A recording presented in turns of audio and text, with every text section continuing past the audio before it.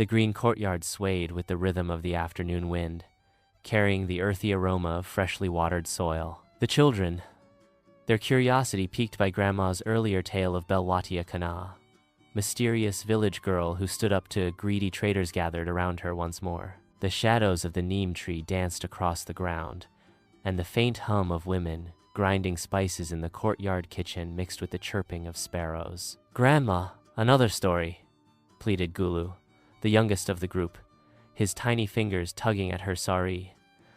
"Tell us about Kosi Maiya."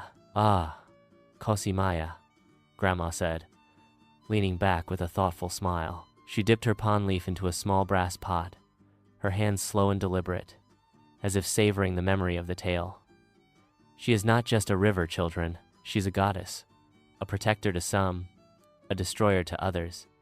Her story is a warning about pride, greed, and the cost of angering the divine." The children leaned closer, their faces eager, as Grandma began. "Long ago, when the Kosi River wasn't tamed by dams or embankments, it roamed wild and free, carving new paths every season. The people of Mithila worshipped her as Kosi Maiya, the mother who gave life to their crops. Her waters were a blessing sweet, pure, and bountiful. But not everyone respected Kosi Maiya. There was a zamindar named Bairon Singh, a man of great wealth and even greater pride. He owned vast lands along the riverbanks, where farmers toiled day and night to grow paddy, wheat, and mustard. But Bairon Singh was greedy. He demanded higher taxes and refused to share his wealth with the poor villagers. One year, the rains were late, and the Kosi's waters receded, leaving the fields parched. The villagers prayed to Kosi Maiya for mercy, offering garlands and coconuts at her banks. But Bairon Singh laughed at their devotion. "A river is just water," he scoffed. "No goddess can control my fate. If Kosi Maiya dares, let her try to stop me." The villagers gasped in horror. "Do not anger Kosi Maiya," they begged. But Bairon Singh, drunk on his power, ordered his men to cut down the sacred banyan tree by the riverbank and build a granary in its place. That night, the skies darkened. The wind howled like a banshee, and thunder roared across the plains. The villagers huddled in their huts, whispering prayers, as the Kosi River began to swell.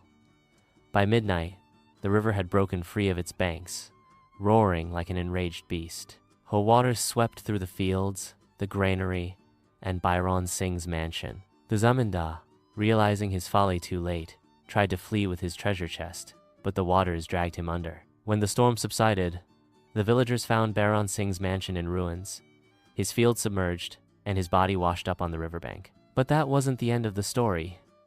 The villagers noticed something strange. The Kosi River, which had always flowed in one direction, had changed its course overnight. It now snaked unpredictably through their lands, destroying crops and homes every few years.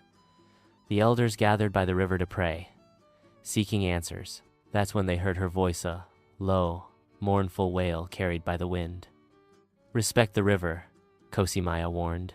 "Honor the earth and water, or face my wrath." Since that day, the villagers have revered Kosi Maiya, offering her prayers and gifts before planting their crops. But her curse remains. Every few years, the river changes its course, as if reminding the people of Bairon Singh's arrogance and the cost of disrespecting nature. Grandma paused, her voice trailing off like the river's endless flow. The children sat wide-eyed, their imaginations painting pictures of raging floods and a vengeful goddess. "Does she still punish people, Grandma?" asked Poonam, her voice barely above a whisper. Dottie nodded solemnly. "Kosi Maiya is like fire, little one. She can cook your food or burn your house. It all depends on how you treat her.